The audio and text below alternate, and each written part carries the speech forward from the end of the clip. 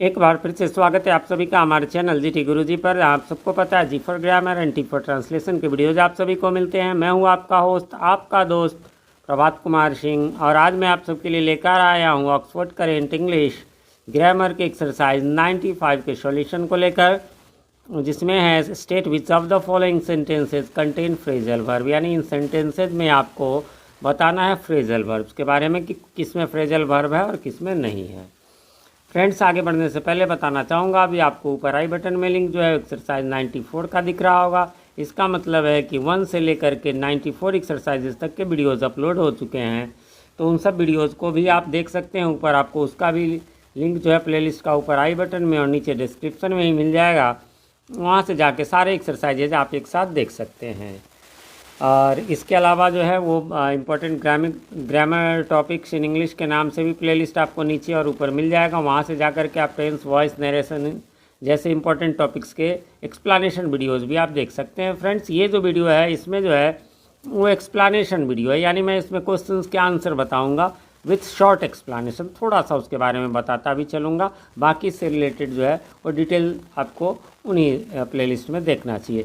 सबसे पहले जानेंगे हम लोग कि ये फ्रेजल वर्ब जो है वो मतलब नॉर्मली आपके बुक में सब कुछ दिया हुआ है। यहाँ पर यह समझिए कि ये जो फ्रेजल वर्ब है, यानी वर्ब तो जरूर होगा, वो वर्ब यदि नॉर्मल सेंस में यूज हुआ तो फिर तो वो फ्रेजल वर्ब नहीं है, लेकिन वो फ्रेज के रूप में हुआ। कैसे पहचानेंगे? तो बड़ा सिंपल सा है कि उसका जो मेन मीनिंग है, जो मेन उस वर्ब का मीनिंग है, उसके अलावा कोई और मीनिंग निकल रहा हो तो समझिए कि फ्रेजल वर्ब है।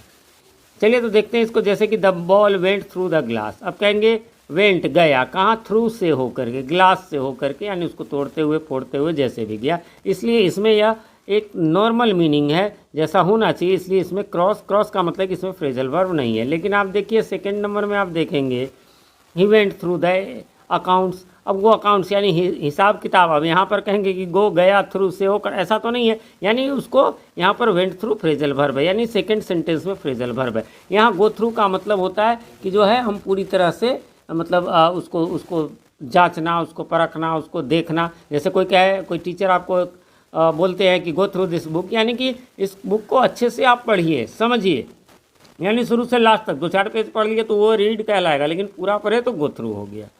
The house was on fire, भैया ऑन फायर, आग लगी हुई है, नॉर्मल मीनिंग है, इसलिए इसमें फ्रेजल वर्ब नहीं है।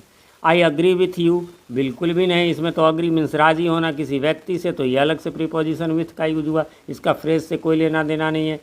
She warned to me beware of icy dogs, यहाँ पर बी वेयर मतलब अपने आप सावधान होना है और आईसी रोड्स की बात हो रही है ना। फिर है ही फेल ऑफ द हॉर्स, अब यहाँ फेल मीन्स गिरना, ऑफ मतलब किसी चीज़ से दूर हटना, तो फेल ऑफ मतलब घोड़े पर से गिरना, इसमें भी फ्रेज नहीं है, लेकिन फेल ऑफ होगा, आगे अब देखेंगे ऐसा कुछ रहेगा OFF तो वो होगा।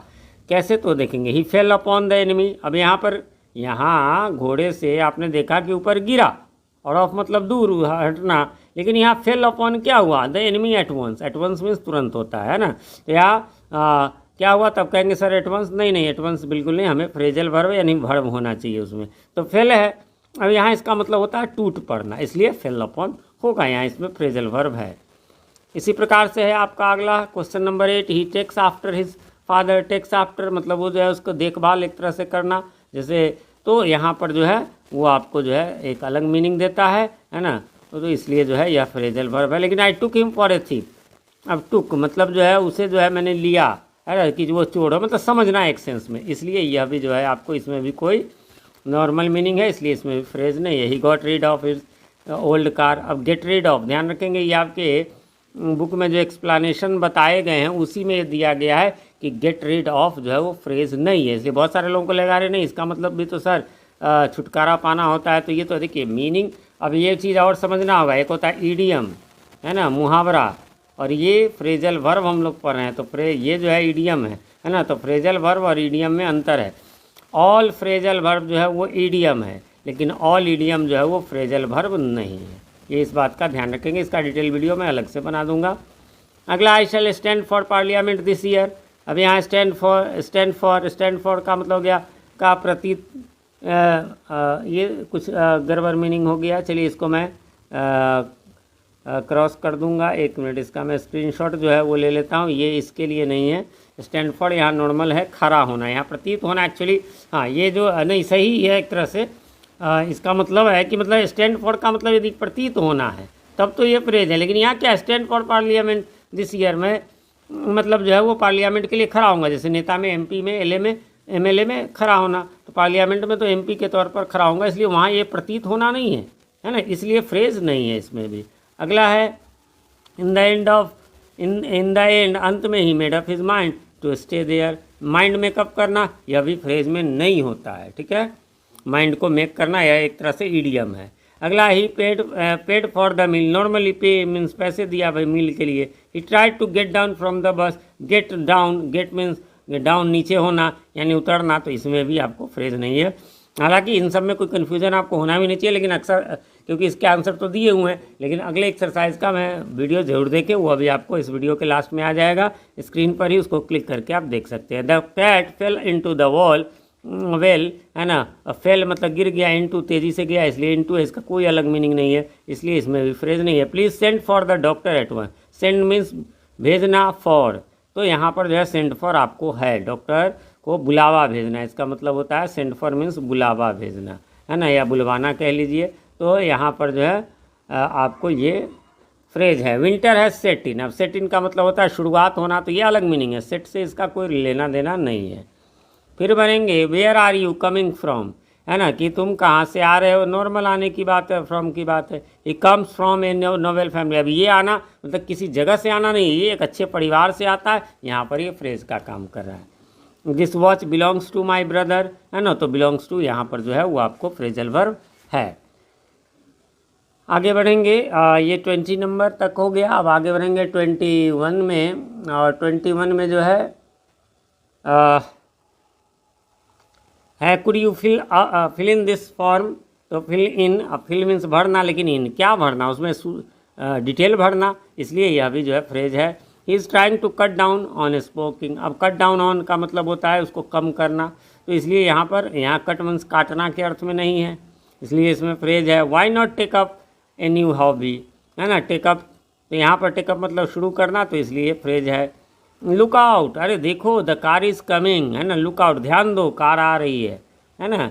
इस प्रकार से आगे बढ़ेंगे 25 में। 25 में कहता है please see it that the door is locked, है ना। अब सी इट का इंतजाम करना, यहाँ देखना नहीं, मतलब ये इंतजाम करो, ये देख रेख रखो कि जो दरवाज़ा जो है वो लॉक हो।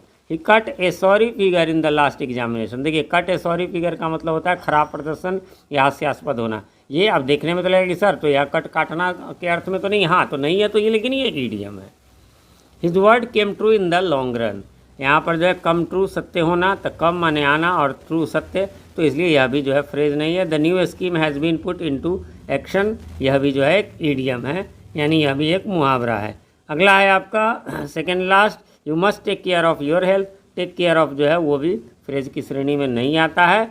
ही सफरिंग फ्रॉम फीवर, ये तो बिल्कुल भी नहीं आता, ये आप लोगों को ध्यान होगा। नॉर्मली जो है सफ़र मीन्स पीड़ित होना, और फ्रॉम किस चीज़ से, तो फीवर से। जबकि फ्रेजल वर्ब में आपको वर्ब और उसके साथ आने वाला जो एडवर्ब या प्रीपोजिशन है वो मिल करके एक अलग मीनिंग देते हैं। तो फ्रेंड्स, इस प्रकार से ये यहाँ पर समाप्त हो गया। उम्मीद करता हूँ आपने मिला लिया होगा, आप कोई कन्फ्यूज़न नहीं होगी। फिर भी कोई कन्फ्यूज़न हो तो आप कमेंट करें, मैं रिप्लाई ज़रूर देता हूँ, थोड़ी देर से ही, लेकिन रिप्लाई मैं ज़रूर देता हूँ। साथ में कमेंट करके हमें बताएं हमारे वीडियोज़ आप सभी को कैसे लगते हैं। आजकल आप लोगों के अच्छे से वीडियोज़ आ रहे हैं, कमेंट्स आ रहे हैं। चैनल पर नए हैं, चैनल को सब्सक्राइब नहीं किया है तो प्लीज़ इसे सब्सक्राइब कर लें, क्योंकि हमारे चैनल पर ग्रामर और ट्रांसलेशन का आपका कंप्लीट सॉल्यूशन मिलता है। और नोटिफिकेशन बेल में ऑल को प्रेस कर दे, जिससे कि हमारे आने वाले वीडियोज़ सबसे पहले आप तक पहुंच सके और पहले के वीडियोज़ आपको ढूंढने में आसानी हो। वीडियो पसंद आए तो लाइक करें, ना पसंद आए तो डिसलाइक करें। मिलते हैं अगले वीडियो में, तब तक के लिए हैव अ नाइस डे।